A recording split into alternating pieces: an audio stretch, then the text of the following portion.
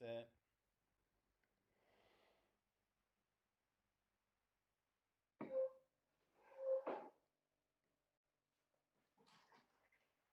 Okay, we're live. Yay! Hey, hello everyone, and welcome to another 3ds London, which is this time very, very special because it's not just a 3ds London, it's 24 hours of chaos. We have the great opportunity to celebrate this event with all the community and being all together, which is amazing. We have a great lineup of speakers, as always. And we have the usual crew, the usual suspects, like D2 conference guys. We have Nikos with the cocktails. We have the 3DS crew, and we have a great lineup of speakers. So I would start with introducing the hosts first. So let's start with me because I'm talking.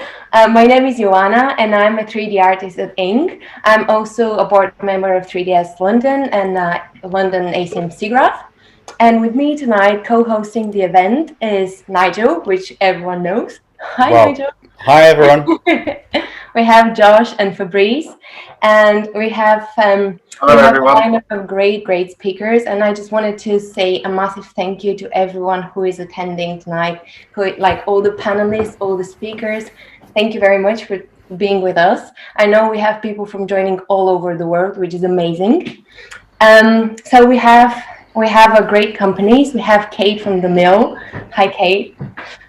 We have Rune, the film director. Hi, Rune. Hello. And we have Nick from Uniform. Hello. Hi, everyone. So thanks again for being with us. It's amazing, and I'm so excited. Thank you, Chaos Group, for making this happen, and Nigel as well. I'll give the word to Nigel now to kind of get the introduction to how this whole crazy thing happened and what we are doing. And yeah, Nigel, can you join in this? Pass it off to me. Right, so this is really exciting for us, 3ds London. That the Simon, give us a wave, Simon. Simon started 3ds London 15 years ago. Mainly starting off as a 3ds Max user group, but it has been going for 15 years, month on month. We'll jump onto Simon in a sec to just talk about our legacy or our background, but essentially how this 24 hours started. It started right back in, really we started talking about something at the beginning of the year with Chaos, and Chaos were planning to back a really big London party for us, a big celebration, but of course with 2020 didn't work out the way that we all planned for it to work out.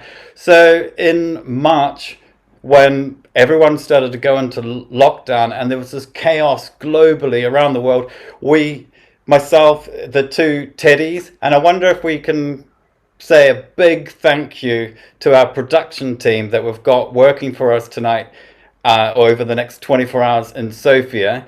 I would like you all, people on social media, to say a big thank you to the team that we suspect, and I've seen the sleeping bags, they are up for the full 24 hours. Wow. So we've got a great crew there. We'll probably jump onto them in a sec to say hi. But essentially, we started talking of what can we do to bring our community together, to keep it together online. And for you, some of you who have actually watched our funny little 3ds London shows over the last 6 months, we're sort of learning as we go. But tonight or over the next 24 hours, we hope that with Chaos's support that we can really lift the global community spirit. We basically have got 10 shows lined up for you. We reached out to all the community leaders around the world with this crazy idea saying, would we be able to perhaps pass the mic from our 3ds London to your show? And it started off with New York, but we're jumping to Brazil first. And everybody we spoke to agreed this is a great idea. So then logistically, we then had to try and work out how we're going to get this done. So Nikos, who's joining us on our show is also co-hosting the last show in, is it 20 and a half hours time? 20 plus hours from now, yes. But I think Sounds like a lot of cocktails, Big Nikos. night, to be honest. I cannot wait to see more presentations until my show with Teddy in Sofia. yeah. So, but every single show host has worked really, really hard over the last 3 months or more to try and bring you a fantastic lineup of speakers and panelists and guests, and there's some fun stuff that they're doing as well, some surprising things. So we really hope that you stick around, watch as many shows as possible. We've also got prize giveaways. So each show you can actually win some Chaos swag, and you can win prizes from Chaos, Autodesk, Sinai Software, and Creative Lighting. If you go to the website, there's we'll bring up the web link now. So share a selfie of yourself, and then at the end of the show, we'll announce who will win the prizes. Yeah, but go check it out, and let's see how it goes. Yeah. That's enough from me. Andrew, how do you start a phone call with, we're going to do a 24-hour show, when you're trying to get other people involved? How did you? Well, I think it's more a case of, it's more who's crazy enough to come up with and to jump on board and say, well, yeah, it's how difficult can a continuous Zoom meeting really be? So it started with a simple, this would be really fun. We all know people around the world. It's, during lockdown, probably most of us, or a lot of us, did quizzes online with your friends and your mates, and suddenly you were hearing from people in Australia, and it's like, I haven't talked to this person in 10 years. It's like, but I always get kicked off Zoom after about 40 minutes. Well, technically we've worked out. Someone's probably thought about that, Josh.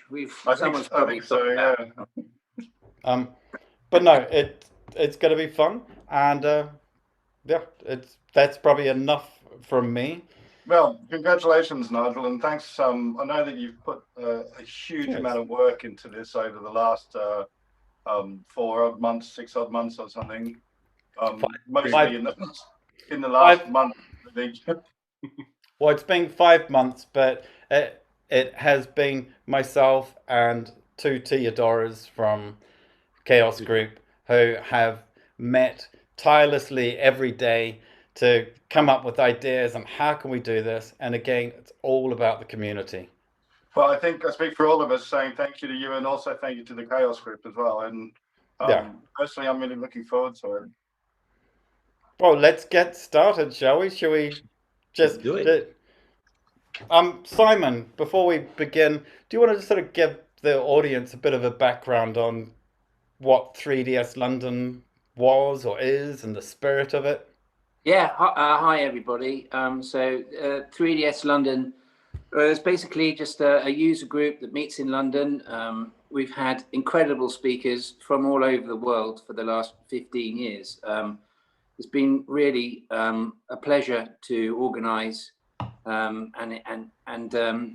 it's always been free. I think that's been the main thing, and it's always been non-biased. And we're very grateful to Chaos Group. They've, I think the first time they came was probably 12, 13 years ago. So they've always been great friends of the evening. And then about 2 years ago, I decided it was time to shake things up a little bit. 12 years of me, 13 years of me got it got a bit boring, a bit stale. So invited in a whole bunch of people to come and help me. Nigel in particular has been incredible in organising and shepherding us.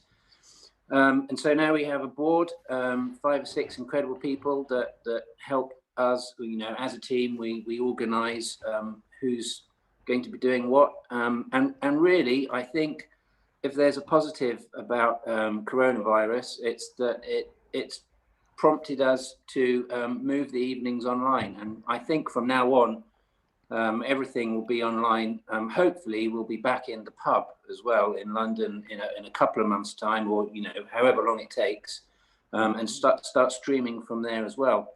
But really, the ethos of the evening is for everybody. It's free, and it's about having fun and catching up with friends. I can't wait till we can do that in person again. But in the meantime, I think the online stuff we've been doing has been really good. And I hope you all enjoy this 24 hours. I'm not sure I'm going to make all 24 hours, but I hope you can all enjoy it. And just finally, a big thanks to Chaos Group and to Nigel in particular for organising everything. Thank you. So shall we talk about the agenda for this evening? Yeah, let's do this. Are we able to bring that up on screen? Okay, so basically we're going to talk a bit more talking from us for the next 10 minutes. Then our first presenter, Rune, will be on in about 10 minutes time at 20 past 7 UK time.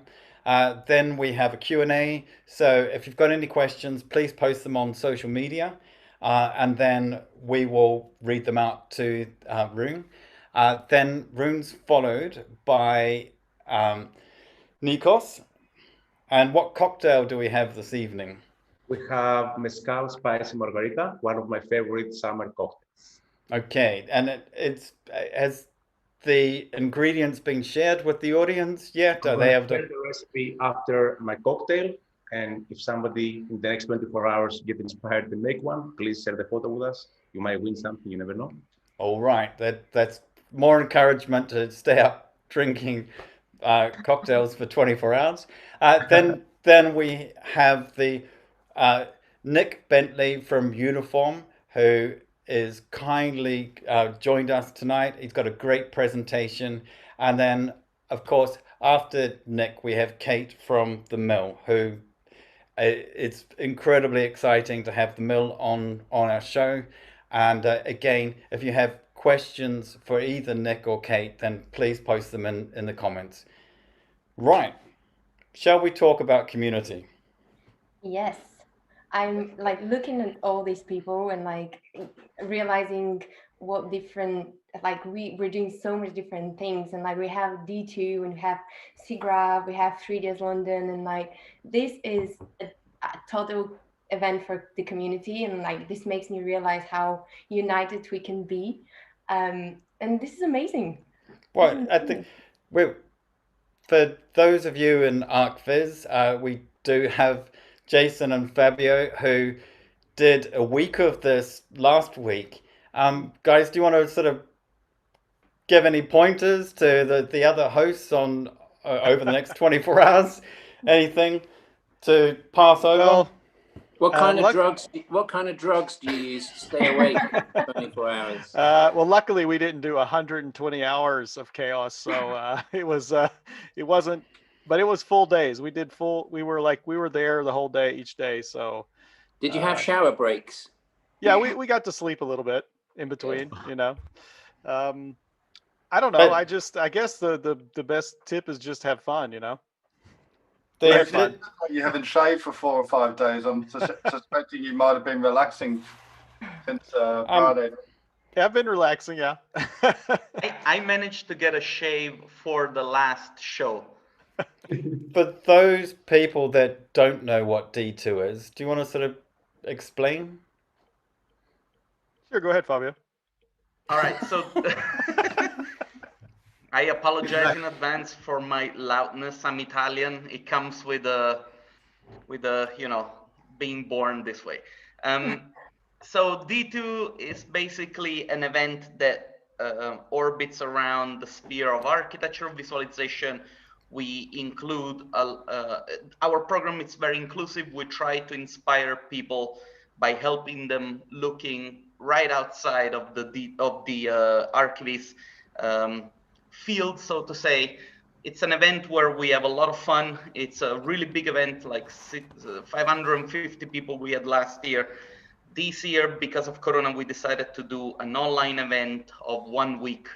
We had around 22,000 people watching the event online. You can simply Google D2 conference on YouTube and you'll find it. And finally, you can find out what Narvalo 3D is about, because everybody has been asking about this new technology that is taking the CG world by storm. It's pretty exciting tech, and I think a lot of our viewers will be turning to it for the future, not just for its fruit baskets, but maybe fruit baskets in film, maybe in games, maybe in This VR. is all very confusing to you. You just have to go watch. You need more fruits and possibly vegetables in your diet. So and that's one way to do it. From what was the highlight then from last week for you guys? When it was over? No. I am listening to this. No, I really enjoyed having someone in the studio with us. We had one session where we had Zolt Seibert from Beyond, and he came to us and we sat there and did sort of an interview with him, and that was really nice. It was a nice change of pace from the other things, and we actually got to like interact, face to face with him at a safe distance, of course. Cool. Well, let's bring in Ioanna and Kate, who are both involved in SIGGRAPH London. It's SIGGRAPH online at the moment. How's all that going? We are online. We are having loads of them basically since April. We've been hosting online events pretty much every single week, even from like smaller meetups to bigger events. We had like Drink and Draw, Bring Your Own Animation. Next week, we are hosting Bring Your Own Comp, which is a new format of the event. So anybody who is compositor is very welcome to join us as well. And yeah, it's really good. I'm glad to have Ioanna on the board as well, because she is helping a lot. Like we had even events for the universities, and she brought the Bournemouth University students, and we were having like this recruiting show where they were showing their final projects. And it's really great to see the community coming together. As being said, it's everybody now, like we are open to the whole world, so we have people from all around the world joining us, and it's nice to see the feedback from them as well. Well, I think that's a given, that I think we've all experienced. We're getting people tuning in from across the world that you couldn't do before. It doesn't necessarily replace physicality and actually going to an event and experiencing and sharing with like-minded people, but it has definitely broken barriers.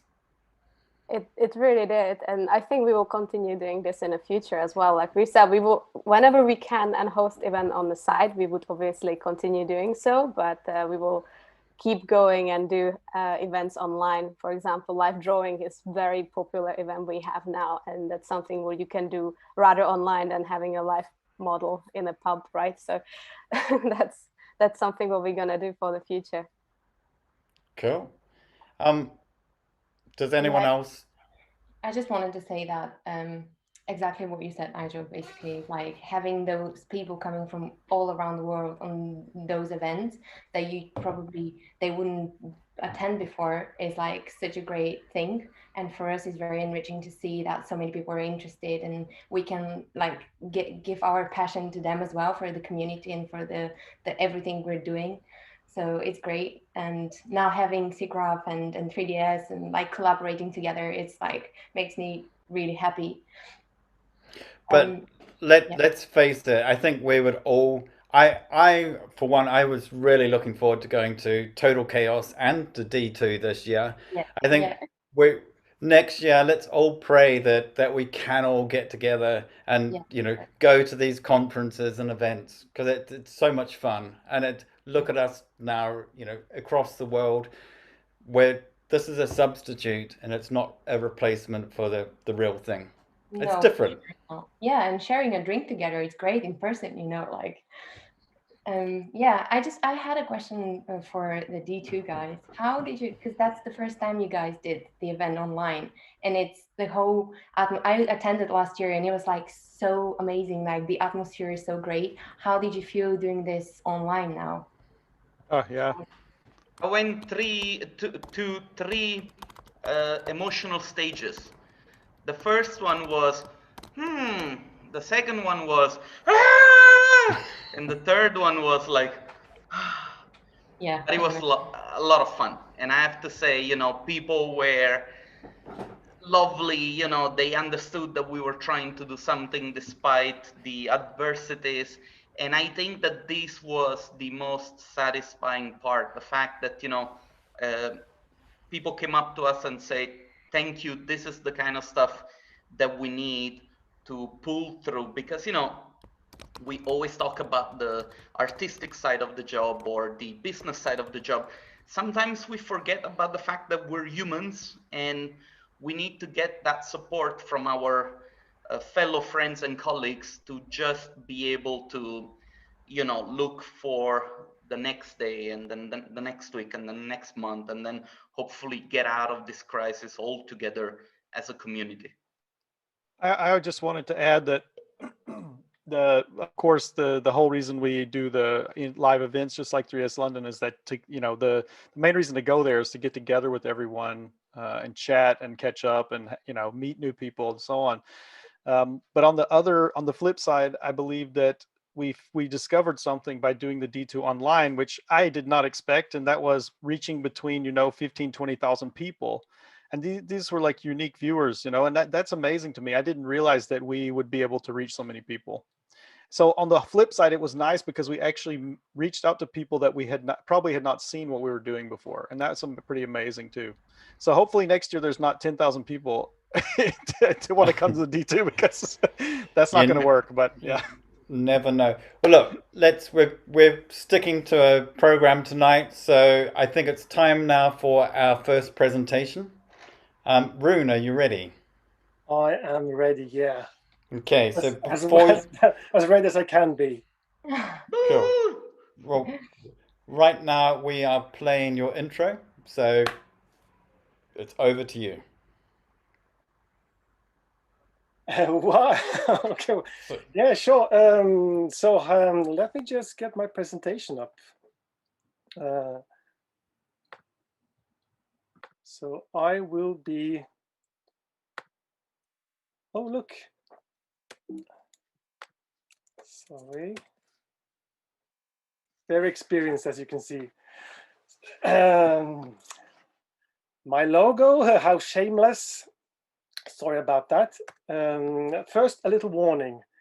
This is going to be quite a bit technical, very nerdy stuff, and it might also involve some cartoony nudity as well. So I have a small one-man company called Rune. That's also my webpage, where I do like design and a little bit of directing. And I'm going to talk about a short film that I premiered on Vimeo last year called The Absence of Eddie Table, which is a 12-minute short romantic horror film that I directed and made with a very small crew. It's based on the comics and paintings of Dave Cooper, a Canadian artist that I've been a fan of for many years. And his style is very rich. And we needed a way to recreate that richness in 3D with a very small team. And this is my team. We were 5 persons making the film, 3 animators and 2 generalists. But I wanted the film to look like a studio film. I wanted it to look like the richest I could possibly make it. And here you can see a couple of stills from the film. And this meant we had to be really, really clever on how we went about with things. So I'm going to show you a couple of ways we achieved this rich look and made a 12-minute film with a tiny team. So I called it, I've made a new name for the talk. Today it's called 5 Clever Things. And my first clever thing, since it's a chaos event, let's start with the V-Ray feature, which is this beautiful depth of field, or DOF, or bokeh, I think most movie fans would agree that the most beautiful lenses ever made were the Panavision anamorphic lenses, which has sort of like a textured bokeh and these great anamorphic distortions. I'm not going into how they work technically, but in very short terms, they compress the image in a way that creates some fascinating artifacts. And the areas that are out of focus end up having this rich texture look.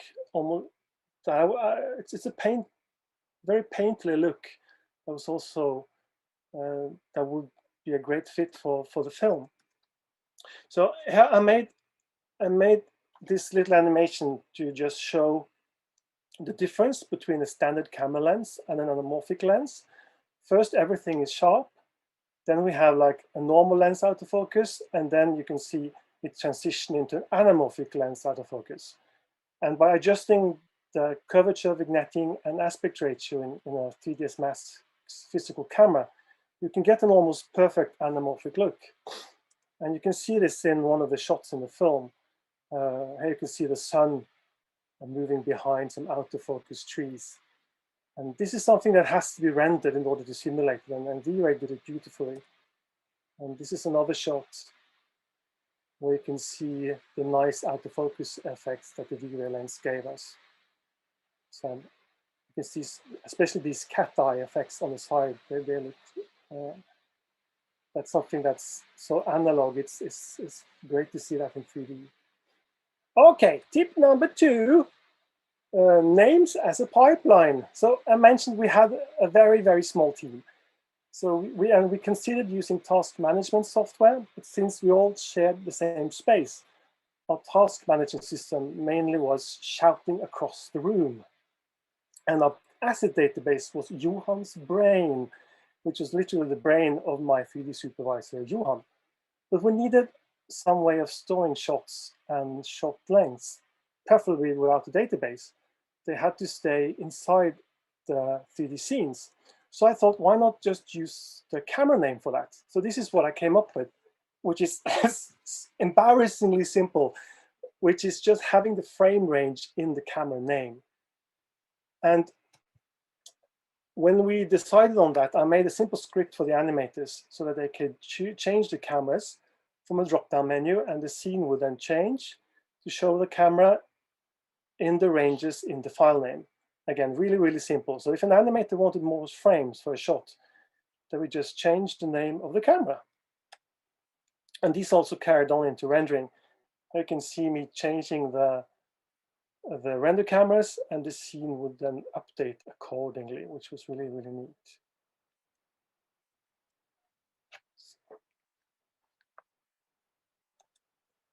Another thing I wanted in the film was real handheld cameras, because I've seen handheld cameras done in 3D before, which are either animated by hand or made with like mathematical noise. But I wanted the film to look like it was shot by a properly weighted high-end movie camera. So my solution for that was to steal one. I found a couple of films that I really liked in my collection, and I saved out some 20 sequences from them, and I put them into an auto tracker called Synthesize. And the ones that came out successfully, I used. I would name the tracks after the theme of the scene where I stole them from. So this track you're seeing now would be called Space Horror Intense Conversation. And this is from a space movie with an alien inside of it. So then I wrote some scripts that would strip out the large movements and just keep the tiny movements, the small handle movements. And I would then sort these motions in the folder, and I would do another script where I could select any camera I wanted and put which had already done animated camera move, and the script would put these handheld motions on top of those animated cameras. So here you can see me putting 3 different handheld motions on a camera that is moving down the hallway. So every single camera in my film was handheld with a proper real camera. And I tell people that the film was shot by some of the best cinematographers in the business. Number 4, which is Grow Effects, which is a great plugin that I've been using for some years. We started out hand modeling all the plants and the trees in the film, but after playing around a bit with Grow Effects, we realized we could make our own parametric plants. So Grow Effects is commonly used for realistic plants. We found it very easy to make stylized plants with it. So the clue was to hand model the leaves and the fruit, and then use branches and trunks that were simple and mostly curved. And we followed, of course, the design set by Dave Cooper in order to do this. I just fast. So, and thanks to the seed values and everything, we could very quickly populate the scene with thousands of unique plants that looked handmade, but were all parametrically made with Grow Effects. And since Grow Effects also does simulation, we could very simply have animation on the plants as well, like this beautiful wind animation. And we also used Grow Effects to make some larger trees in the film. And when we combined this with Forest Pack, we could quickly change and dress the backgrounds for the entire film using 90% procedural techniques. And we needed just a little bit of hand placement to finish off the scenes. So here are a couple of shots that show the richness I think we achieved in the film. Almost like this, almost down to a pixel level, the amount of detail there is. There isn't like a single flat pixel on the screen, I think. That's another scene. And finally, for my final tip, I want to mention Jiggle, since that's such a fun little plugin. While the main characters in the film, they were fairly simple, but for some of the more complex ones, we needed muscle simulation. And 3ds Max has very few solutions for muscles. And the plugin that I had been using for VFX was discontinued some 10 years ago. So I want to give a shout out to this guy called Marius Silagi, which is a developer who has a couple of fantastic little plugins on his site. And one of them is this 20 euro plugin called Jiggle, where you can just paint like a selection on your geometry. And when the geometry moves, those points will jiggle, which is fantastic. And also very, very fun to play with. So I hope this comes across the compression on Zoom, but here you can see one of the girls in the film. She has no jiggle on the left version, and she has too much jiggle on the right version. Even though you could debate, can there ever be enough jiggle? And the middle one has the correct amount of jiggle that we used in the film, which was subtle but enough to make you believe in the character. And that's it. That's all I had. If you want to see the film, you can search for Editable on Vimeo. The entire short film is there for you to enjoy. That's it from me. Let me try and stop this share.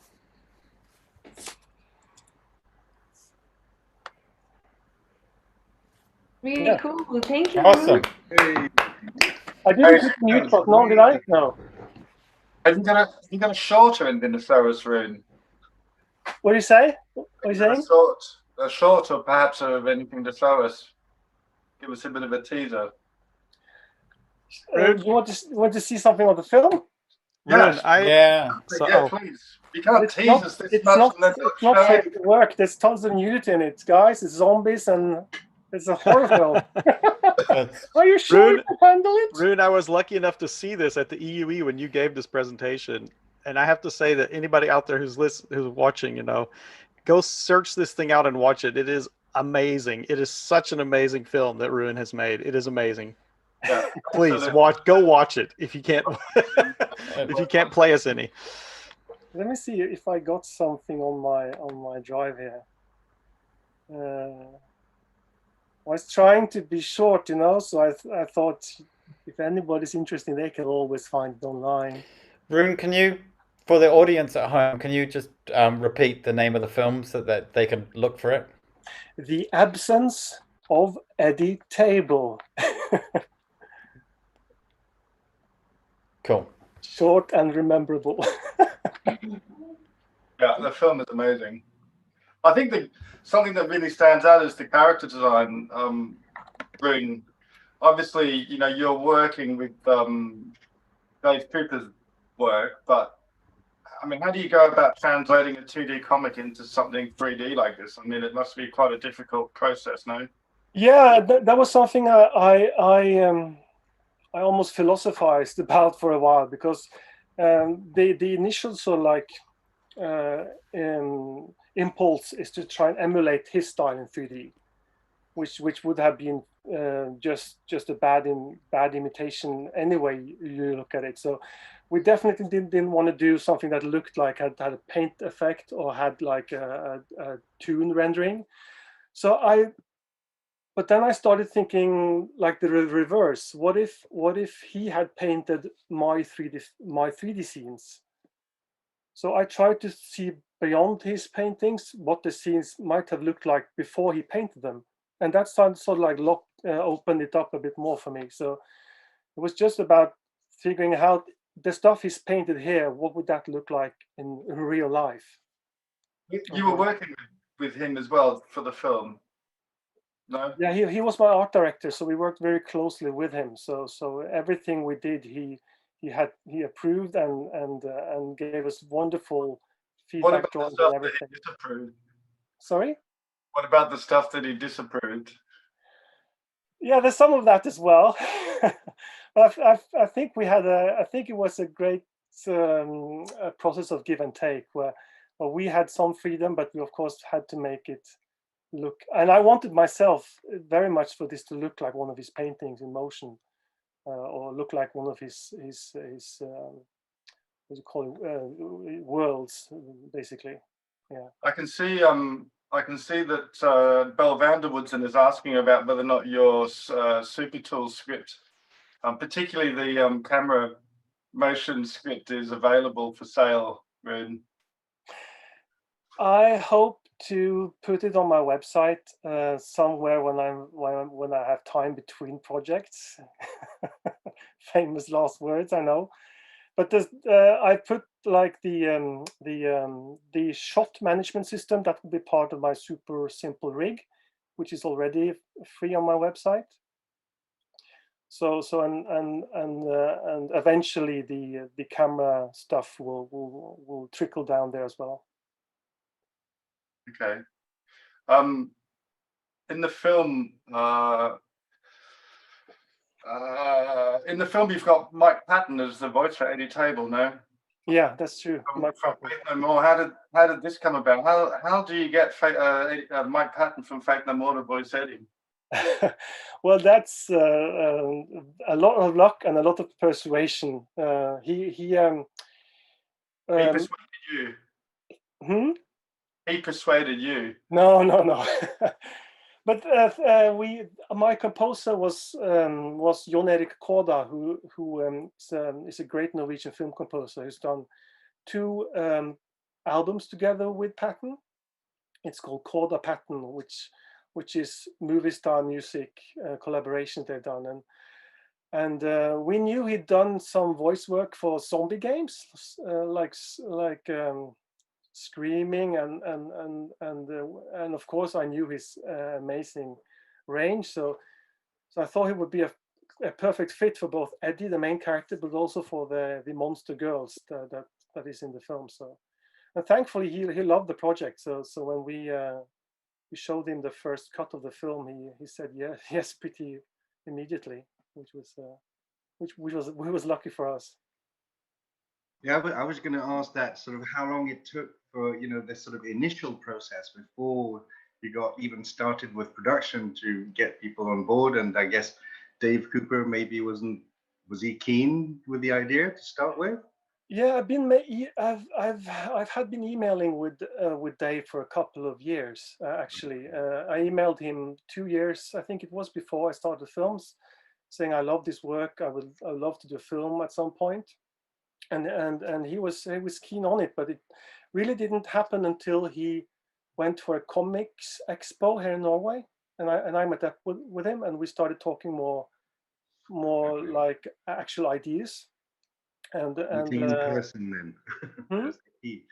Meeting in person with Zaki. Yeah, you know, yeah. It would have worked the other way around, but I think it really got traction once I showed the idea to a producer, and we got a producer on board who was very keen on seeing the final result. So and in Norway we have state funding for short films, and that was also a very they also love the idea. So it actually, once we decided to do a short film, it only took a couple of months before we were in production. So 2 years and 2 months.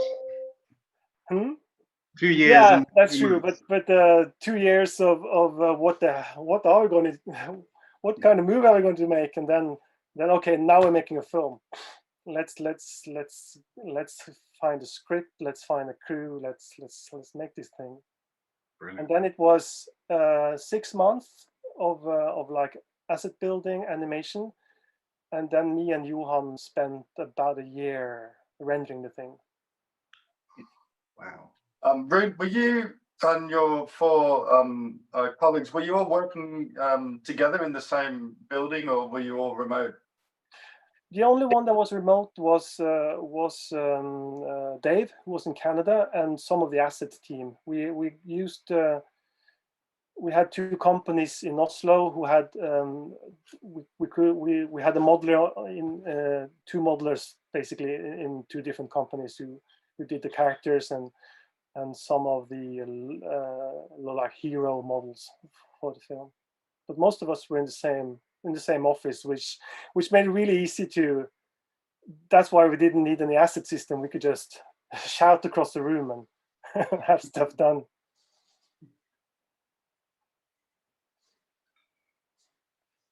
Fantastic. Well, any other questions for Rune, perhaps from the audience as well? Any questions from the chat? Which renderer did I use? I see Tom Horsley asking. I use V-Ray, of course.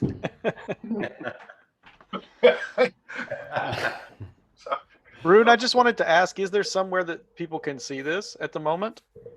Yeah, it's I can write I can copy paste the link into the YouTube chat. Yeah, please do that. Did you find a short for it so we can get just a little sample or something? Or is it I'm not sure if you can do it on the chat, but the Chaos group can. Whoever has the host of the channel can do it, I think. Yeah, Chaos can do that. So we put it. It's been traveling the festival circuit for a while, but we premiered it on Vimeo last year, where it's freely available now. So if you, let's see, if I go to Vimeo and search for Edit Table. Yeah, just perfect. Johan Bellmans is asking if we can expect more films like this in the future. What's coming up next? Well, I am working on a new short film at the moment. I'm planning one at the moment. I've done some tests. So if everything goes the way I hope, I might be starting a new short film in winter. I hope. You should move into politics, Rune, with an answer like that, I think. Was it that vague? Well, we'll see. It's difficult getting something funded, even though you've done something that's been fairly successful before, because there's so many people want to make films and there's so little funding here in Norway. So I need to find some really, really good arguments for why this film has to be made. Yeah. Cool. Well, fantastic. Thank you so much, Rune. Thank you for coming on and showing us that. That was fantastic. Yeah, thank you. Thanks for joining us tonight. Excellent. I think it's time for some cocktails. Is it? Oh my God. I think it is, yeah. I think it is. It is. I think it is. Thank you again for this unique opportunity to connect with you guys. I wake up this morning with so much energy, and so I'm so excited about this. I think this event already works for me, so I'm feeling very positive. And Nigel texted me, I think it was April, and he asked me to become a resident mixologist of 3ds London community online. My first reaction was like, say what?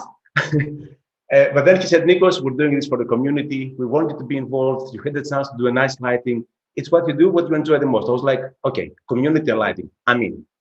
So we ended up doing such amazing shows so far.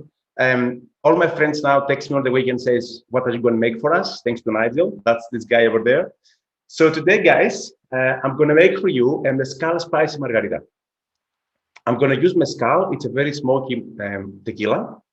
I'm going to use Cointreau, fresh lime, and Tabasco to make it a bit spicy.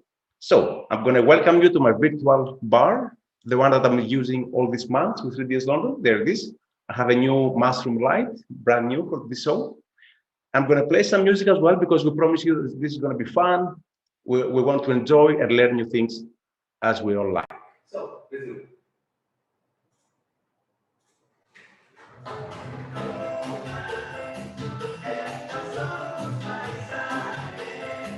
Okay, here we are.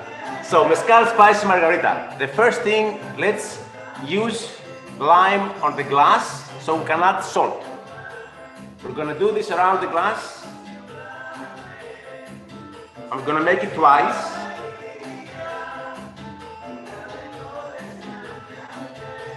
And then I'm gonna add some salt.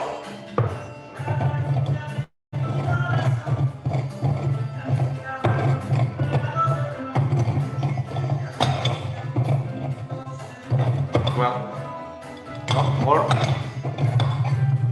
We need more lime.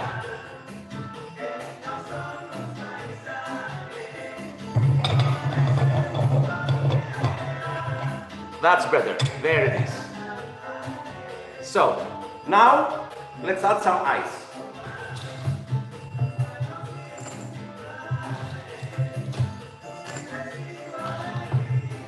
And I'm going to bring the shaker. So I'm going to bring the ice.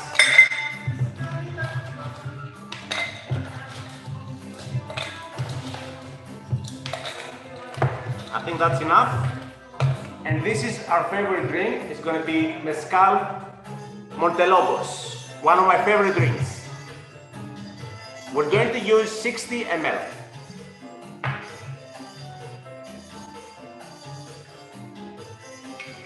So 60 ml of Mezcal.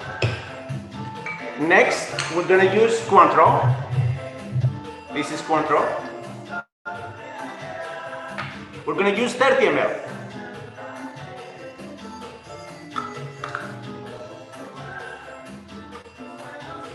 Okay. Now I'm going to use fresh lime. One lime is enough.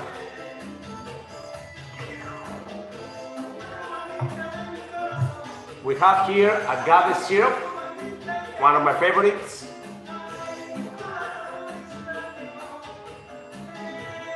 $15 ml, it should be more than enough. A bit of water. And to make it spicy, I'm gonna add Tabasco. 2 drops, don't go too crazy, 2 drops. 1, 2. Now that's the ingredients. I'm gonna shake this for 12 seconds.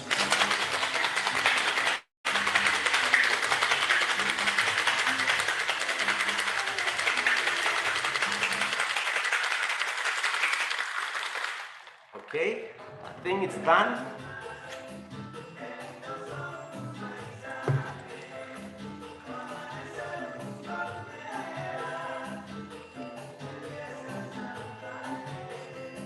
Okay, so now I'm gonna use 1 slice of lime, and this is mezcal spicy Margarita, let me come over.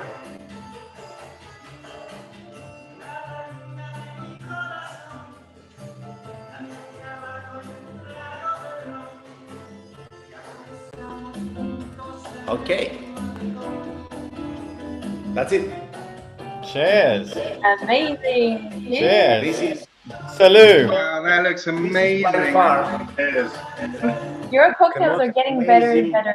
ever cocktail. Well, I'm planning, guys. I have to give you something new every day, so I'm studying. You know, it's hard. It's not my business, but I'm doing it for the community, as Nigel asked me. So, cheers, everyone. We have an amazing show for the next 24 hours. Cheers. Enjoy the show. Let's learn new stuff. Let's together connect. It's a tough job, Nikos, but somebody has to do it, right? Yeah. Exactly. Somebody do it. Nikos, So, convince me, please. are you going to be doing a cocktail for show 10? Well, nobody asked me, but if you... Well, let's ask the audience if they want you to keep making. If they really want to, I'm happy to make one. I'm hosting, I'm presenting. I can do also the cocktail. It's fine. As long as people enjoying what I'm doing, I will definitely do it, guys. The whole video was rendered in V-Ray, right? This is V-Ray and Corona. It's mixed. It's a great mix. Yeah. 12 seconds of mixing. Around there. Well, keep it fast. Thank you very much for doing that. It's another spectacular. That's our 6th one. Brilliant. Oh yes, actually, it's been 6 months. I can't believe it. Well, I think we're doing well. Doing good. Right. So let's move to our second presentation from Nick. Are you ready to take over? Oops, take myself off mute. Classic. Right, 1 second. Here we go. Right, can you guys see that? Yes. Yes, perfect. Right, well, thanks very much for having me, guys. This is fairly nerve-wracking, especially after the amazing work that Rune has just shown. I think I need one of Nikos's mezcal cocktails more than just my beer. Anyway, so I can't promise such a visual feast tonight, but hopefully offer a bit of insight about how we've been exploring using the possibilities of online 3D content to help brands communicate more immersively. So I'll just start by giving you a little bit of background about Uniform. So yeah, for those that don't know, we set up in 1998, so been going for quite a long time now. We've always had quite a wide range of skills in-house. So we've got digital strategy, immersive development, creative tech, filmmaking, photography, CGI, digital, and illustration. So quite a broad kind of mix of skills, really. And there's kind of 2 main parts to our business. There's a creative studio for property and place, which is the part which I lead, and then there's the brand design agency side of things. And the kind of the 3 consistent things, the strands which kind of run through both sides of the business are strategy, creativity, and technology. And I think it's, you know, where these things kind of come together that we think we can offer the most kind of value to our clients. So for the brand agency, that means applying this approach to all sorts of things for the likes of working with Innocent, where we help them to develop new products, or rebranding everyone's favorite hot sauce, to designing footballs for people like Mitre, and to launching drinks brands, and helping communicate new products for fashion and sport, such as Canterbury and LS. Whilst on the property side of the business, we kind of take this approach, that kind of 3-pronged approach, and work with high-profile architects and developers working on projects all around the world. And for those clients, it's all about how we can help them tell their stories through CGI and film and immersive. So I'll play you our reel. In fact, Teddy, would you be able to play film 1, please?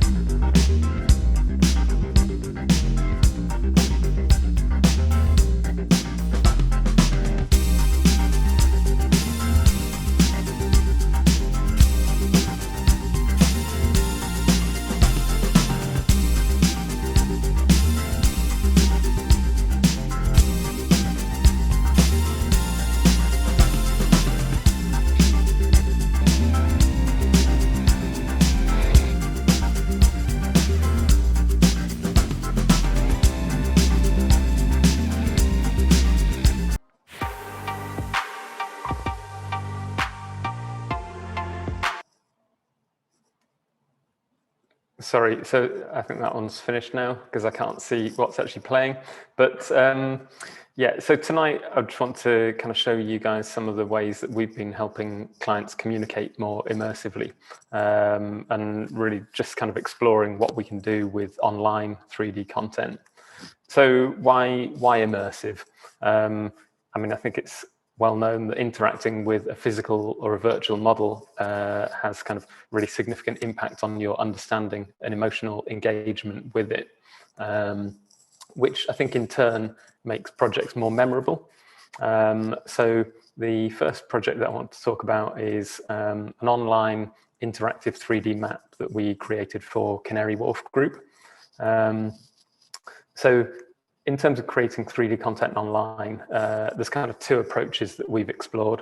The first one is WebGL, and we first got interested in this about 5 years ago, inspired by some of the tests that people were putting on this page, which is like a Google Chrome experiments page, but it is mainly just that. It's kind of, it's experiments that people have been doing in WebGL around UFO sightings and origami and things like that, rather than kind of commercial applications. So we then, so around that time, we then created like an online interactive experience for Greenwich Peninsula, which is kind of one of London's biggest developments. And we created this kind of paper stylized world, which we built in 3JS. So that was quite a steep learning curve for us. And it was all about bringing their vision to life in a fun, interactive way. Then about a year ago, Canary Wharf Group asked us whether we could help them communicate their estate digitally. So something to sit on their new homepage. And Canary Wharf is going through like a huge change at the moment. It's always been that kind of iconic symbol for business, but now it's becoming much more than that. So, they're really wanting to communicate the fact that this will become much more of a destination, particularly communicating their new Wood Wharf development, showing its evolution as a really exciting place to live. And then, I guess as part of that, we've been creating sets of imagery to help them communicate specific buildings. So, we've worked on a whole kind of host of CGIs for Wood Wharf. But going back to how we could help them show the whole estate in a kind of a digital manner and helping them change the perception of that place through this kind of interactive map. So the idea is it does live on their new homepage. Now, the work that we've done for Greenwich had worked really well in quite a stylized form. However, Canary Wharf have, I guess, a slightly different audience to them, and the client was fairly dead set on a much more kind of realistic and detailed style.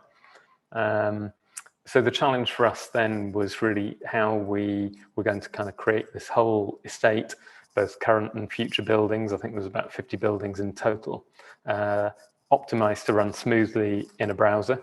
So obviously normally when we're working on CGIs and films, we don't really need to worry so much about poly counts and texture sizes. But obviously this was critical in this project. So we kind of set about modeling the buildings, and the client had a great kind of reference library of photos which they supplied. And then alongside that, we also commissioned a bunch of new facade shots that we could then use for reference and texture. So we modeled up the existing buildings, and we already had a load of the future buildings modeled. So it was kind of a case of really downscaling the resolution of them to be able to work in WebGL. And I guess, you know, again, it was kind of quite a learning curve because we really got to grips with making different channels work harder than we would normally. So yes, this is an example of the Newfoundland Tower. So yeah, we then repeated that process for each of the buildings across the whole estate. So it started to kind of build up until we had all the buildings on the whole site modeled and textured, including the landscape. And then we built that into this one whole scene, which we then lit and baked in V-Ray. And these are just some of the textures for the whole site, and I love the way that they're all kind of neatly packed into place, and they look quite kind of abstract with these random recognizable buildings that we all kind of know, a bit like a model kit. And the end result is this kind of fully textured site. It doesn't really stand up too well when you get too close, but we kind of set up limits to limit the camera movement. So the overall impression was the main thing really there. And then actually it's, you know, even kind of aside from this project, it's become quite a useful asset for us when we now create new CGIs across the estate. Because we've got this low-res, fully textured model of the site, and what that means is, that when we're doing kind of sketches at concept stage like this one, we can start to explore places and, you know, explore those spaces in quite a natural way as a photographer would, because we've got this full kind of digital set. And it also actually came into use at the beginning of lockdown when we couldn't get photographers out there, but we still needed to kind of show concepts to clients. So here's just a little short film to show the end result, and you can go and give it a go, have a play with it on the Canary Wharf website. So yeah, if Teddy, you could play film 2, please, that'd be great.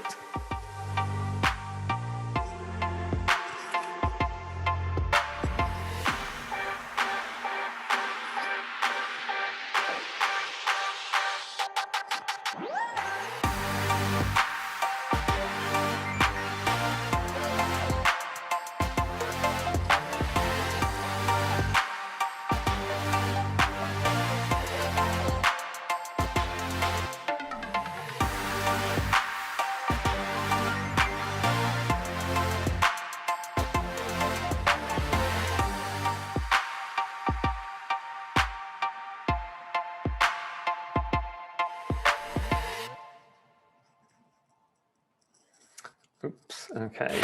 So just a kind of a bit of a summary about the kind of the WebGL approach, really. I mean, I think, you know, it's great because it generally works well on all modern browsers and devices. There's no kind of ongoing cost as there is with pixel streaming, and I'll talk about that in a bit.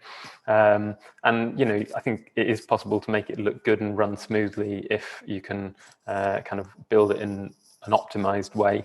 I think, you know, the cons are that obviously you need to bake the lighting to make it look really good, and the downside of that is that then animated content becomes a bit more challenging. You've got loading times as well, so you need to bear in mind how much you you know, how much data you need to load. I think this project was about 50 meg, so 25 meg of model and 25 meg of textures.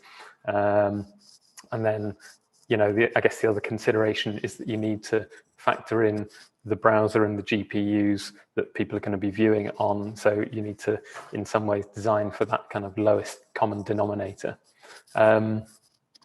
So yeah, so hopefully that's a bit of an overview of that one. And then the next project, which I'm just going to go through fairly quickly, is an online house configurator that we've created for Urban Splash. So Urban Splash are actually one of our kind of longest standing clients. We've been working with them for over 18 years now, generally kind of creating CGIs and films.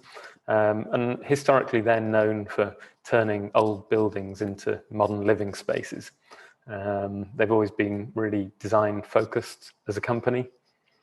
And they've always been innovators, I think, as well, from both the material and construction method point of view. And a few years ago, they started to focus on modular housing solutions. So they really wanted to kind of offer affordable housing, but with choice. And their first product to launch is one called Townhouse. So there's a few CGIs just showing the interior spaces of these. And so they've recently joined forces with a Japanese company called Sekisui, and they're Japan's largest house builder. So yeah, they've got a huge amount of experience of modular homes as well. So really the idea is that buyers can configure your house to really suit your way of life. So what Urban Splash always talk about is that you're buying space from them, and then you can kind of configure that into open plan spaces or as many rooms as you like. So they're starting to build these out on sites around the country. This is Smith's Dock up at North Shields, and then at Port Loop in Birmingham. And the way in which they do it is all the floors built in a modular fashion in this super clean factory. And that means that the quality of construction and their, you know, attention to detail is much better than you'd get on a typical building site. And then they literally kind of crane them in on site. And, you know, in a matter of days, your house is then built with all the cladding applied. And so this is an example of their previous configurator. It's quite kind of quite static, and it's a fairly linear journey, and this used just pre-rendered images. But their whole concept is about choice, and so we needed to find a way to help them kind of communicate to their audience and help people understand the choices that you could make, and you know, all the options that you can choose. So, I mean, we'd previously been, you know, we've been looking at various car configurators, which, you know, in the world of automotive, they do a fantastic job of selling those in a kind of an interactive way. And this is Audi's e-tron. So the way in which they have been doing that is through pixel streaming. So I think in recent years that's become much more possible, where essentially you're accessing a cloud computer from any browser to be able to access your 3D experience. So not a particularly glamorous screenshot, but essentially we built up all of the options in 3D. So I think there were about 23 floor layouts and a whole bunch of other kind of gable and wall layouts. And then we needed to kind of start to test how that code would work by linking the real-time app with the website to ensure that, you know, it could talk to Salesforce and that they could give viewers the kind of cost interactively as people changed options. And then we worked with Urban Splash to develop a kind of style for each of the rooms. And I think we've probably quickly learned that there's a lot less real-time assets out there than there are for normal CGIs. So I think we probably had to model quite a lot of them ourselves. So here's some details of just shots within the configurator itself. So in terms of choices that you get as a buyer, you can choose whether to have a 2-story or a 3-story house. You can choose whether your kitchen and living area is upstairs or on the ground floor. You get multiple layouts for each floor, depending whether you want open plan or more rooms. You can then change things like floor finishes and kitchen finishes and the spec. So I think all in combined, there's probably about, I think there was something like 9 million options. So yeah, and then obviously we needed to work closely with the Urban Splashes web developers. So we were linking this into their website. So it was just showing how that all worked. And then finally, in fact, Teddy, if you could play film 3, please, that would be great.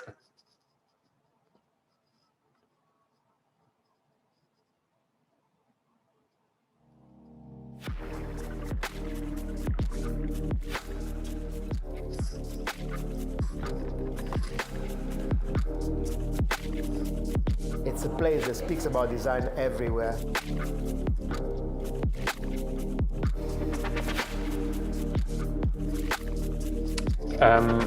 I think this is the wrong film. I can't see it. Design has this powerful meaning that lasts a long time. I tell you what, shall I try playing it from here?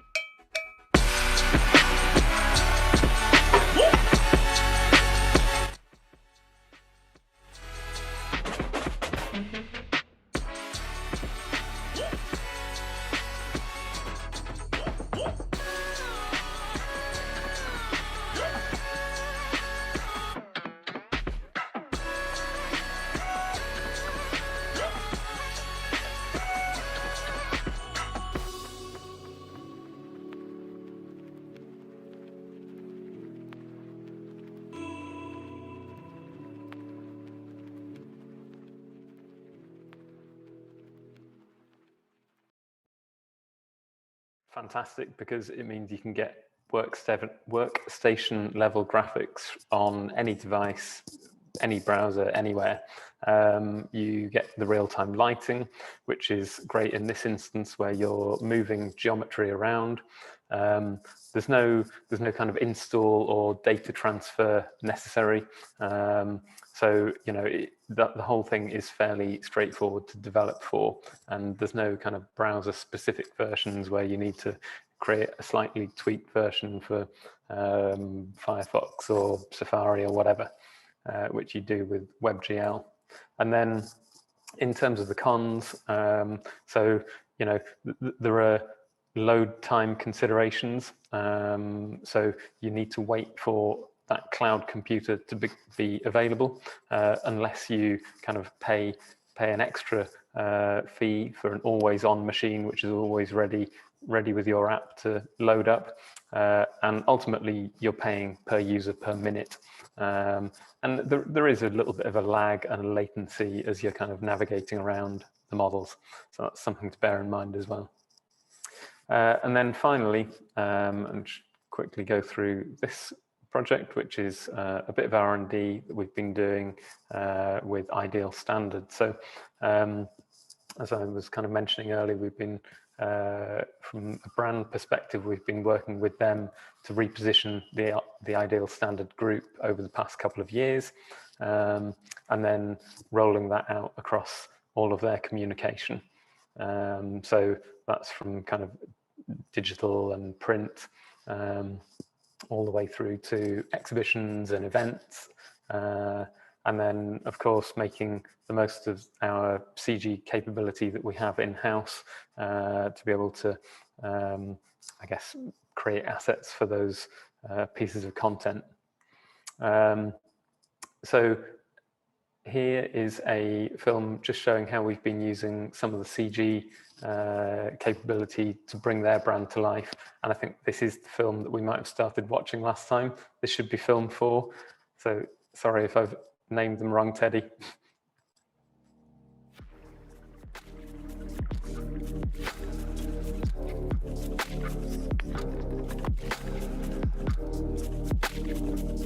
It's a place that speaks about design everywhere.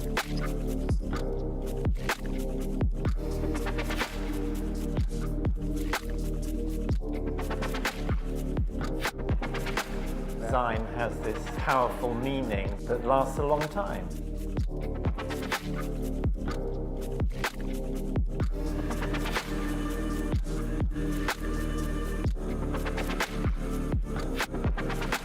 So this can improve not only what we are doing today, but what we can do in the future.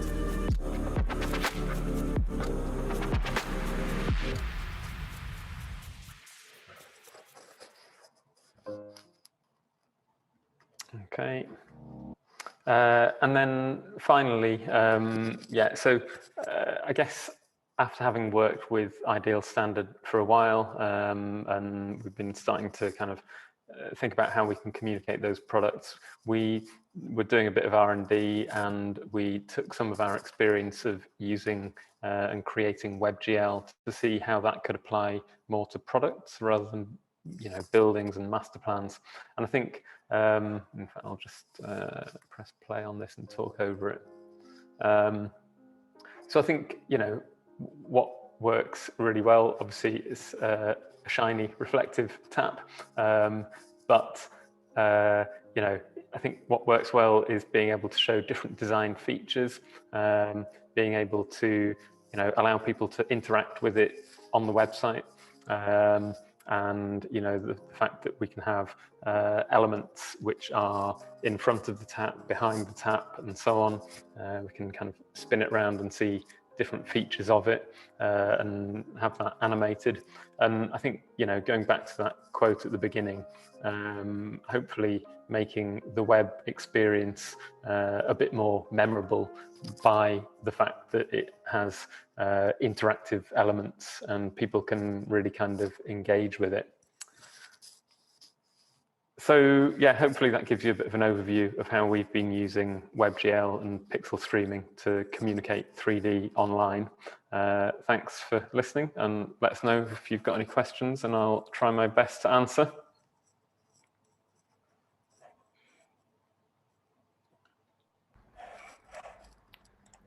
Thank you very much. Brilliant. Nick, do you want to stop sharing your screen? Yeah, I think we're seeing... Oh, I thought I had. Yeah. There we go. Sorry.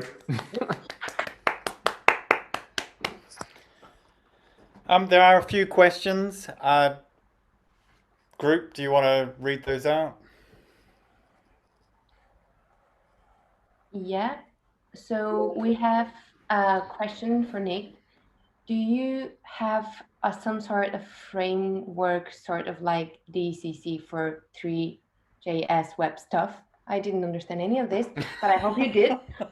To be honest, I might need to come back to you once I've spoken to our 3JS guys on that. I'm personally definitely not the expert on that. So I also don't know what a DCC means. Okay, I'm not the only one. I think digital that's content creation. Content creation tool, something like 3ds Max, Nick. Okay. Well, there's another question. Sorry. What size teams perform the discussed projects? The Japanese house layout? Yeah. Okay. So for the configurator, that was probably a team of 3 people. And yeah, 3 with maybe at the beginning for the page, more people kind of got involved with creating those assets. But then it was probably 2 or 3 guys then who were creating it in real time and then integrating that with the kind of the website and the web coding. Wow, that's quite impressive for so much work. Cool. Does any of our panel have questions for Nick? I do.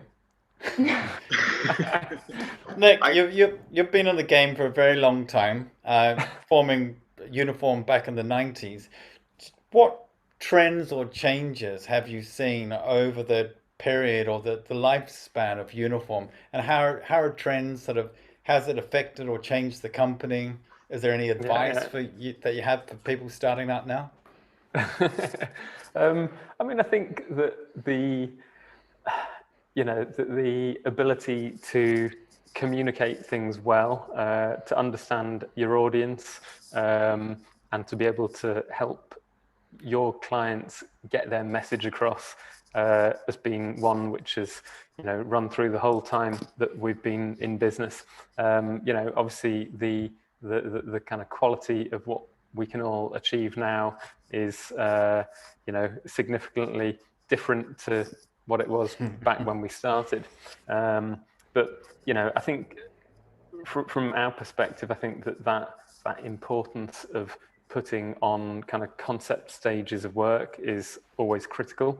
I think in terms of changes, I guess we are starting to see and get more interest in communicating in wider ways than CGI, whereas 5-10 years ago people were coming to us for CGIs and films, whereas I think now the ability to be able to communicate immersively, whether that's online or through apps, is really important for customers wanting to connect with their customers, really. So cool. May I have a little question? How is it received on the kind of the user end? Because I do a little bit of interactive content, and there's always this thing that the user may not always have the experience or the training to. And I guess, and it's a good question, because obviously we need to try and keep the interfaces as simple as possible. I guess most people watching this are fairly used to navigating 3D models, moving in and out, panning, rotating, whereas many people aren't. So I think that being able to put kind of limits on how much you can navigate it is probably important to be able to keep things simple enough. But yeah, exactly. Yeah. But do you see people really adopting? Kind of, you see that they are using all the features, or? I think so. I mean, I think for particularly for the configurator, it's still pretty early days. So it only launched about a month ago. So it's probably time that we need to do a bit more of a check-in with Urban Splash to see see what impact it's having. But I think I think keeping things fairly simple is probably the key to a certain extent. Yeah, I agree. Yeah, even with the car configurators, I've heard, we're kind of really keen to develop all these, again, millions of options and things like that. And then at the end, it's just sort of just seeing a simple set of proposals is kind of going to be. No, definitely. But I think what it does do is, because it is real time, you can see all of the options right there in front of you, so that when you do make those changes, you can see them there. And I think it is about helping customers really understand what the product is, whether it is a house or a car or whatever. Yeah, and that's amazing for that. I mean, there's just no doubt. There's no ambiguity as to what it is. Whereas sometimes just with a picture, the angle, you don't know. Right? Really amazing work, as usual. Thank you. Nick, thanks for the great presentation. I'm just wondering, given that you are you're a strategy company and a branding company, as well as a visualization studio, how does that what challenges does that bring when looking after your own brand? Yeah, it's a good question, and I mean, yeah, it's one that we are, I guess, you know, fairly continually analysing, and you know, I guess like web designers as well, probably your own brand is sometimes the last thing which you do focus on, even though you probably should be, because you know, obviously a lot of the time you're focused on your clients' brands. But yeah, I mean, I think it is, you know, I think that we took the decision to be a bit more clear about the kind of two sides to our business probably a year or so ago, because I think that because the range of clients we have is quite diverse, it was probably quite confusing for the people who were coming to us for you know, helping them communicate architecture, when they were being presented with a whole bunch of, you know, gin brands and, you know, other drinks and products. So I think that is probably something which has worked fairly well for us. And you know, I mean, I guess we all still operate under the same roof, and there's a lot of kind of cross collaboration between the two sides of the business. But I think from an outward facing customer point of view, it's probably clearer now than it has been. Brilliant. I think there's a lot of pressure on property clients at the moment, given the current economic situation. I mean, how is that making them change their strategy? I don't know if you're allowed to answer that question, but well, I think that you know, as the kind of the economic climate is tough, I think that probably puts more pressure on brands to communicate effectively with their audiences.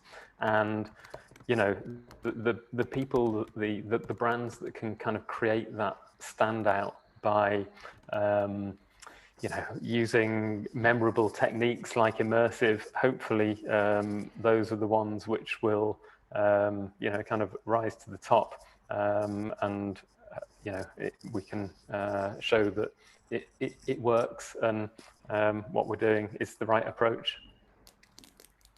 Excellent. Yeah, great answer. Yeah, thank you. Thanks. Oh, sorry. Thank you, Nick. Right, because I think we've got to move on. I'm getting the wrap-up sign from Nigel. we're sticking to a like tight schedule, like glue tonight. Yeah, tight schedule. But that was brilliant. Thank you very much for joining us. Thank you so much, Nick. I've noticed a couple of questions, but you can answer them later. Absolutely. Yeah. So we are going to move on now to Kate, and she is our final headline presentation for tonight. So Kate, are you ready? Yes. Let me just share my screen. So. Right, there we go, roll the titles. It's all down to you. Oh no, wait. One more second.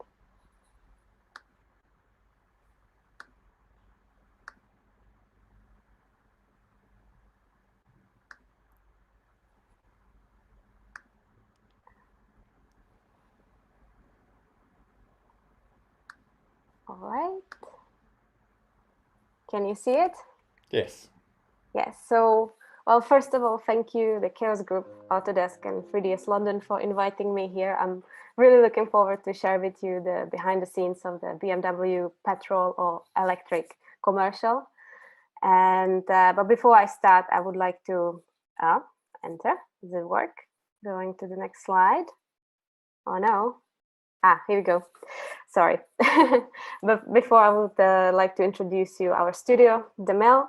So we are a visual effects studio and content creation studio. We produce everything from more traditional VFX work, which are people mostly familiar with, as well as design and content for interactive and immersive media, as well as emerging technology. So we do a little bit of everything. It's really nice to be part of such a creative studio. We also have Mil Plus, which is our team of in-house directors, and our offices are all around the world. My office is in London, but we also have office in New York, LA, Chicago, Bangalore, and recently we opened office in Berlin. So now I would like to play you our showreel. I will try from this presentation, so hopefully it will play fine.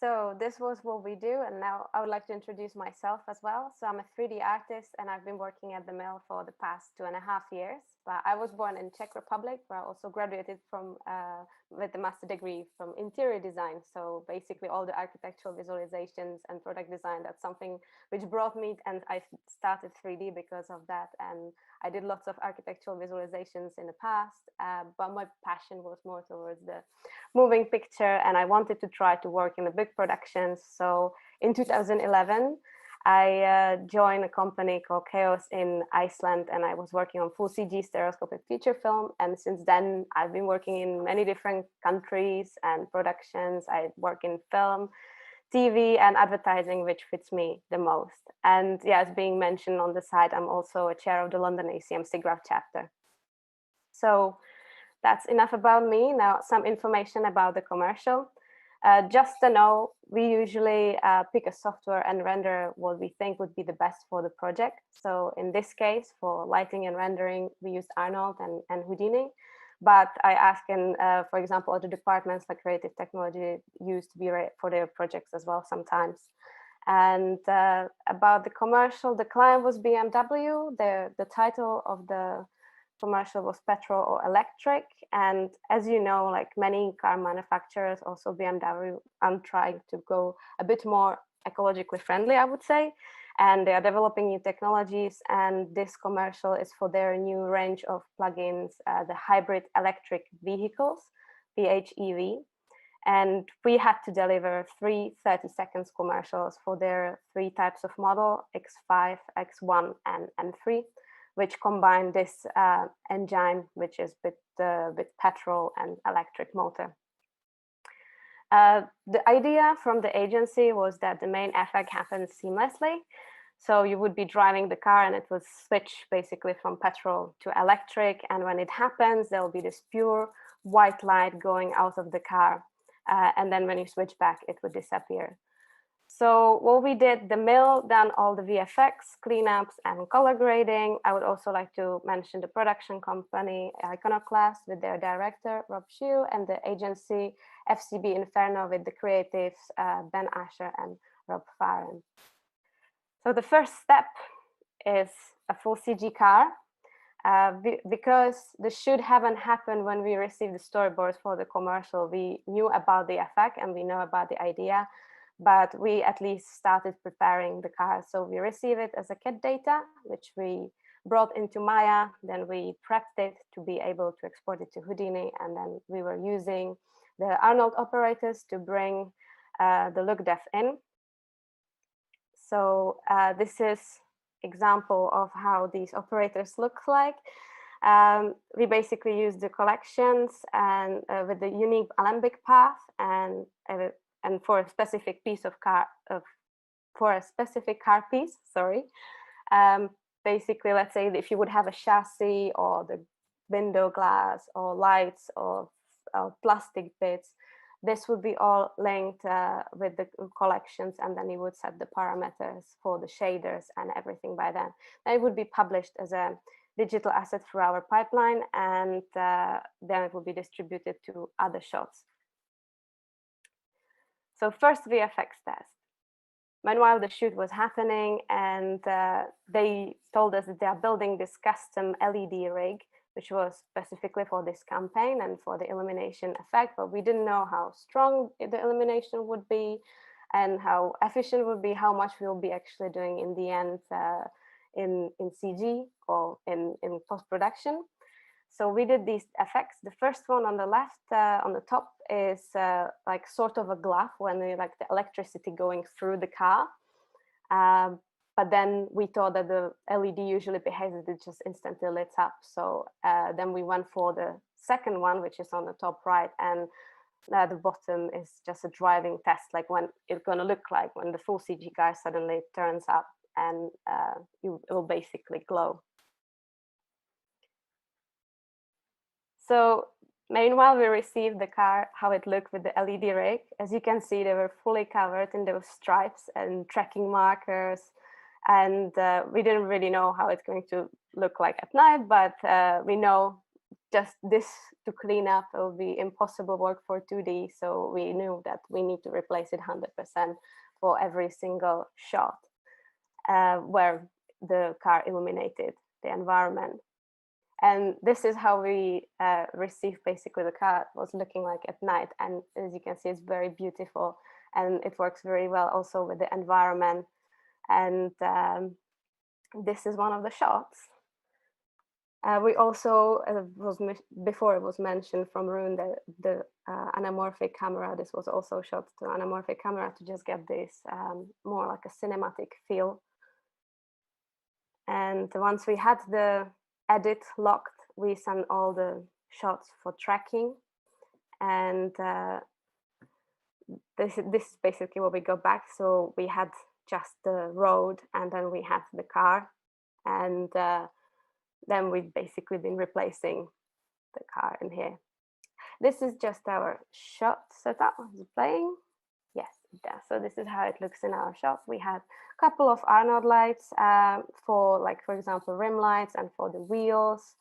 We an HDR, obviously, and then we had a custom built tool from our R&D, where we would be putting the model of the car on animated rig, and this would be also brought as a digital asset into each shot. So each of us would be working with it. This is basically the example of that. Oops, sorry. I went too quickly on this one.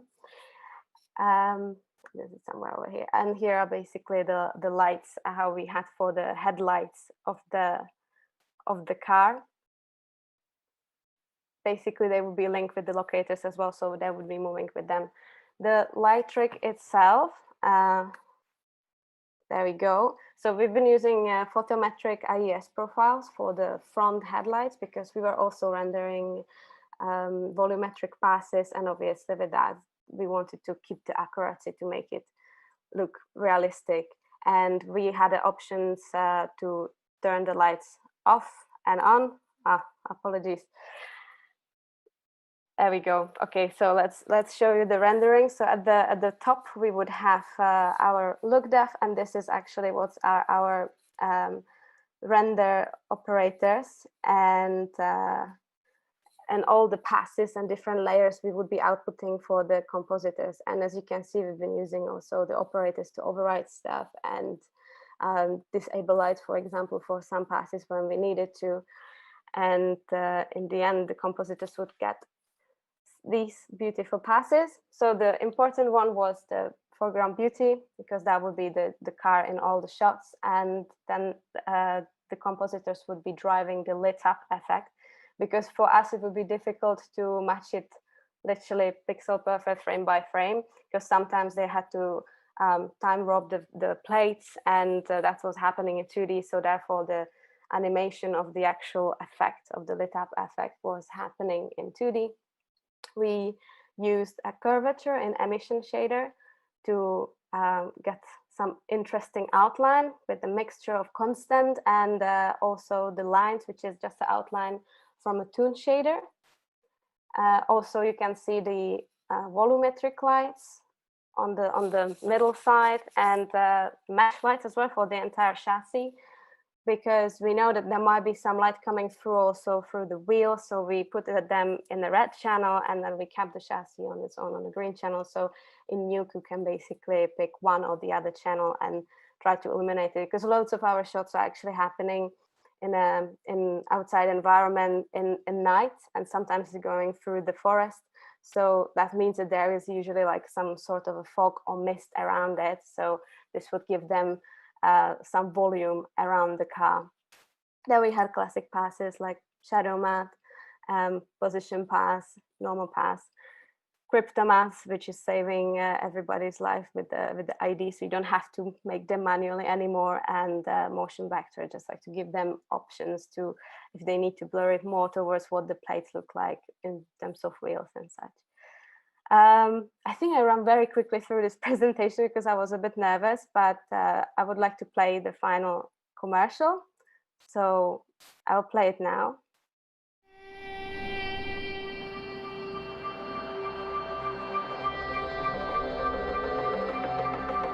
Petrol or electric?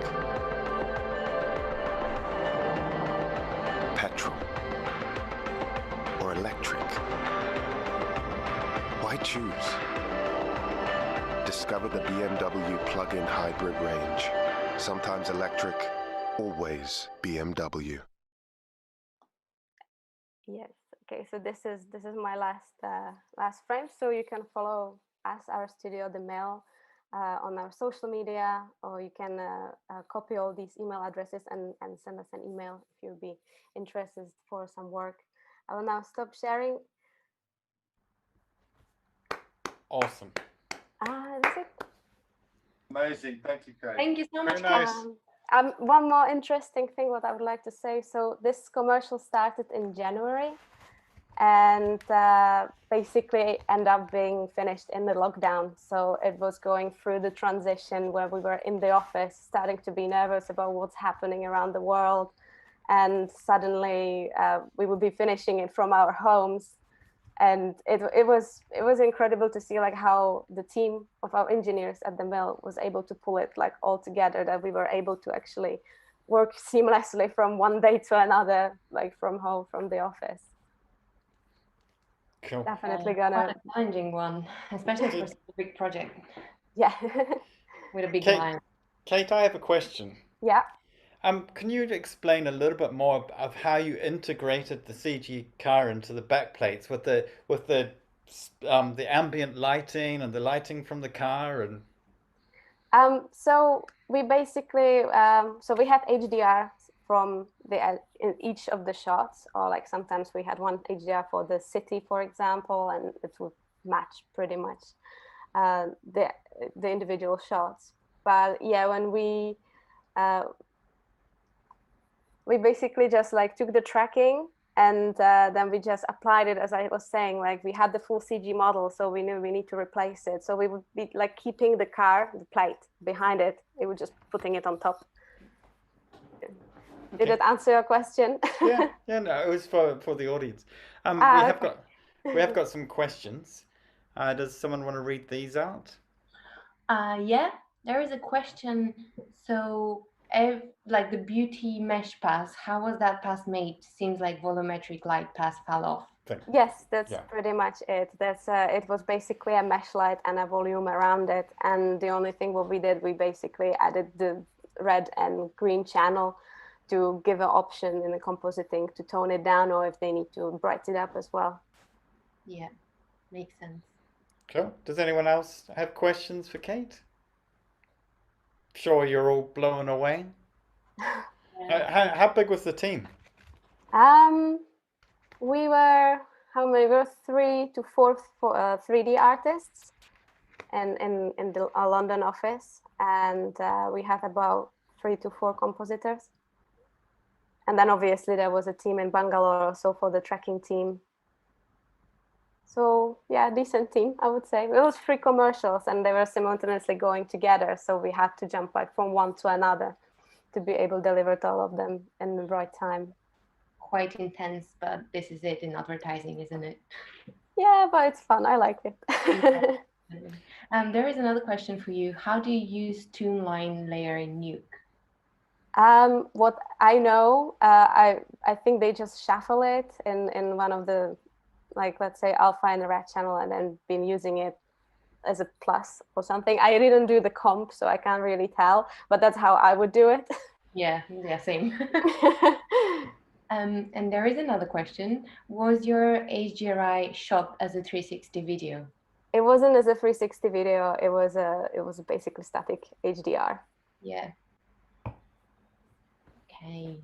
And then another one. What ratio of people in your team use Houdini? I think now it's growing because it's very user-friendly software. I can't really tell how many people, because there are still lots of people using Maya as well. I would say like 50-50 maybe.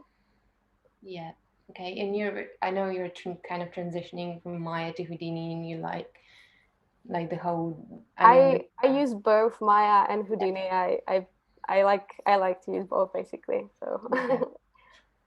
Yeah. How did you pull the foliage shots? Well, I don't know. I'm not sure I understand. Me neither. Can someone else read it? You've read it correctly. Okay, cool. I just don't know the word. Oh, I'm sorry. I'm Forgan. I think they mean again from the shooting of the shot, and I think it's an integration question, perhaps.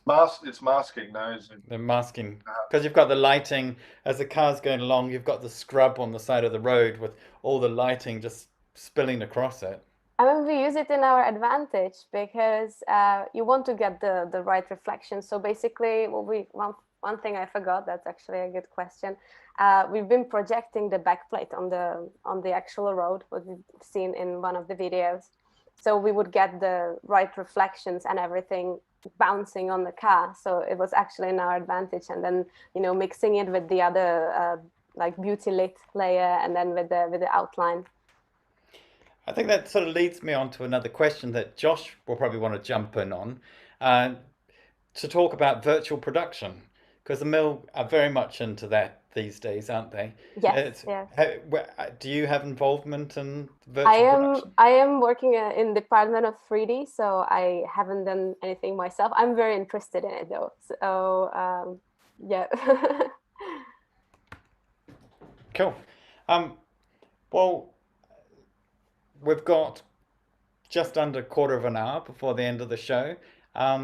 Thank you, Kate, for your presentation. If there's any more questions. No, none have come through. So now sorry, Fabrice. I was going to say clap for Kate. There was a big clap. Oh, thank you. Thanks, Kate. I don't know what Simon's doing down there, but it looks like we're on a cooking show. I think he's trying to. Making a cocktail. We're having spaghetti bolognese. I'm having spaghetti too. Is there any Italians that would like to say anything about that? Simon, there's a show going on here. My great Italian grandmother gave me the recipe, so I'm sure the Italians will be fine. I don't have an Italian great grandmother, but if I did, what are you on me about? the recipe. It's fine. So I saw that we have winners for the raffle and the 24 hours of chaos on the selfie. So maybe we should announce those first.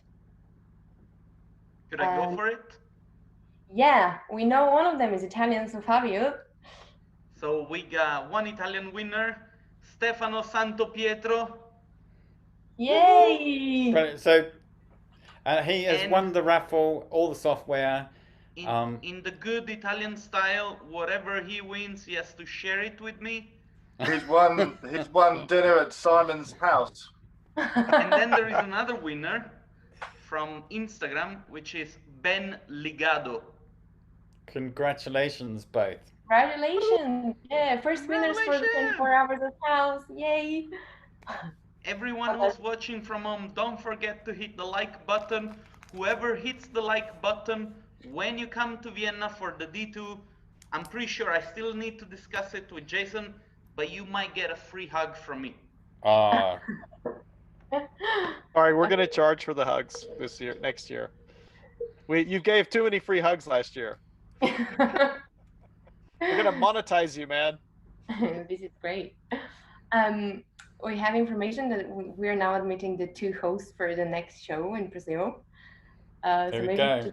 all say hello. Hello. So we've got Pedro and Ricardo. How are you Hello, doing? Ricardo. What's up, guys? How you doing? Nice to see you, guys. Hello. Nice to see you. Nice to join you. What an honor. Well, it's great to pass our show to your show. Do you want to give us a bit of a flavor of what's coming up next? Sure. Pedro, would you like to do the honors? Yeah, sure, no problem. First of all, amazing first show, guys, in London. Really, really amazing stuff. I believe everybody in the chat is enjoying as well. At the moment, we will jump into the show 2. We are from the São Paulo and Portugal, Brazil and Portugal, sorry. We will have a few speakers there from various areas like Archviz, automotive, VFX. So I really hope did you enjoy it, okay? So Ricardo, it's your time now. Thank you. Actually, we do have a very packed show. We have plenty of guests, great names, people from Archviz, as Pedro said, from VFX, automotive. It's gonna be packed. I actually asked Teddy if we could do like 3 hours of show, but she said no. Yeah, I think you've got New York to deal with after you. And I'm sure James is gonna have a few words to say about cutting him short now. Yeah, I figured. Excellent. Have you caught any of our shows so far? Yeah, I was watching the meal. Wonderful, great. And I caught a glimpse of here and there, because this is the middle of the workday here in São Paulo. As you can see, we still have daylight. Okay, good. So it's kind of a busy day for us here, but I was able to get a glimpse of what you guys were showing, and what I saw was amazing. Yeah, it's been a great show. I think everyone here has enjoyed it. And now I want to eat spaghetti because I saw Simon cooking. I know he's now actually sitting down in front of us and eating. So there's a few comments about Simon and the. This is fantastic performance art. I love it, Simon. Yeah. You see, this is how much I respected you. I switched off the camera and I shoveled 4 pieces of chicken in my mouth as fast as possible so that I could come back on the show. And now I got hiccups. Well, there you go, guys. Fabio, I'll make my spaghetti bolognese for you when we next meet. You'll love it. It's good. It's very good. Very good. The grandma's recipes are always the best ones, even when the grandmas don't exist. Yeah, exactly. So, Pedro and Ricardo, do you think we've set the bar high? I hope you've got some cooking. I hope you've got some cocktails on your show. I don't think we don't have nothing, but the people will really enjoy the show. So there is no problem without food or drinks. But the people at home can do it on private, so there is no problem. Excellent. Excellent. That's good. Yeah. Cheers, Nigel. Right. So we've got 5 minutes. Any last bit of chat? Anything you want to talk about? Yeah, I'm really happy we're on time, and this is amazing for us. It's so impressive. Yeah, it's a first. It's amazing if we. I thought maybe we could point the spotlight back at Simon since he's got a mouthful of food. It might keeping quiet while we ask some questions. How did you end up hosting the 3DS crew, Simon? How did? It was just nobody else wanted to do it, so I did it basically. But it was a long time ago, and it's been really good fun. It's just been, you know, we've been very lucky living in London. Of course, there's so many talented people there, but we've also been lucky that the evenings picked up a great reputation. So we've had fantastic speakers from literally all over the world that have come along to speak at 3DS London. And like I mentioned earlier, it's really exciting that we're now streaming and going online. And I'm really glad that we can share our enthusiasm and our ethos with the rest of the world. And I hope it goes from strength to strength. Simon, the person beside you is cutting the spaghetti. Please call 911. I'm having a heart attack. Well, this is like turning into an ASMR channel now. Sorry, Fabio. I'll teach him the ways. Another thing that we could say about 3DS event in London, obviously, you know, we've got amazing presenters, but also members of the public who come. I mean, some people have been coming literally every single month for 10 years rolling, right? Yeah. Yeah. And that's something I think that's really been missing by doing an online event. I mean, obviously through necessity rather than anything, is, you know, the community at our venue Truckles in Bloomsbury. And I mean, I can't wait to get back down there again, to be honest. But I think there's always going to be an online element to this, you know, to 3DS London now. Well, I'm already lining up a new idea, looking at Simon. I think we might have to do a cooking at a reasonable hour, maybe back at 7:30. Cooking with Simon for 20 minutes. I can do that. Yeah. 2 minutes only take 2 minutes to cook, Nigel. Well, it looks like we're sort of pivoting away with cocktails. We've got food now, perhaps, but it's all about community. You know, it's nourishing the brain and the belly. There's another thing about 3DS London, which is kind of iconic. Well, you know, as far from my perception, and I had lucky enough to be able to present a few times.